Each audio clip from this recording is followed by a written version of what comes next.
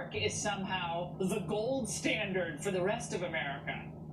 They've been flatlined for the last 4 weeks. That's an example of what can be done. Governor Cuomo in particular did it really the right way from March on. Not a, do this if you want kind of language, but firm language. Life-saving mandates by our leaders. He clearly was listening to his health advisors.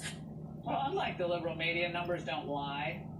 Now, we hear a lot about Florida, Arizona, and Texas not following in Cuomo's footsteps. But look at this chart. The death rate per 100,000 in New York is over 3 times the death rate in Arizona, nearly 5 times the death rate in Florida, and over 6 times the death rate in Texas.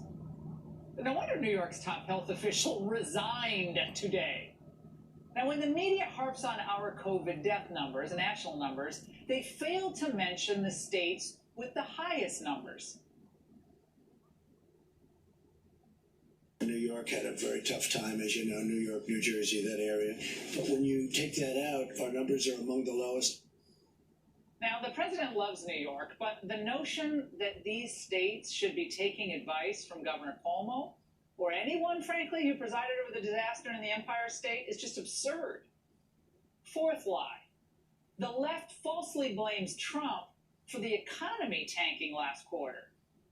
Handling of the coronavirus pandemic is not good for the president. That is bad news for the economy. It's just decimated our economy. With our economy's worst drop ever. Ever.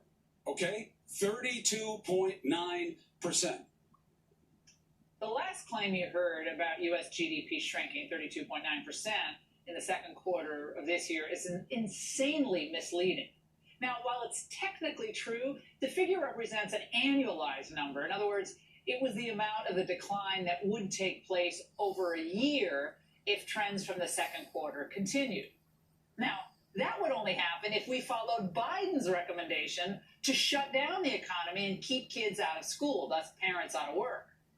On a non-annualized basis, the decline from Q1 to Q2 2020 was only 9.5%. Now, that's still a staggering loss, don't get me wrong, but one that we can actually quickly recover from if Trump is able to continue with his pro-freedom agenda. Now, of course, once you dig into the numbers, it's easy to see which states are holding back a full-fledged recovery. The blue ones. Nevada and Hawaii have an excuse because of the problems resulting from tourism. But why are all these other states on this list still doing so poorly? Because they failed to take President Trump's advice. And rather than trusting their people, they imposed drastic lockdown measures that had catastrophic economic consequences while doing very little to stop the virus. It's also worth remembering where this virus came from: China. Why aren't Democrats clamoring to hold them accountable for unleashing this plague on the world after, of course, they initially tried to cover it up? For that matter, why are Democrats pushing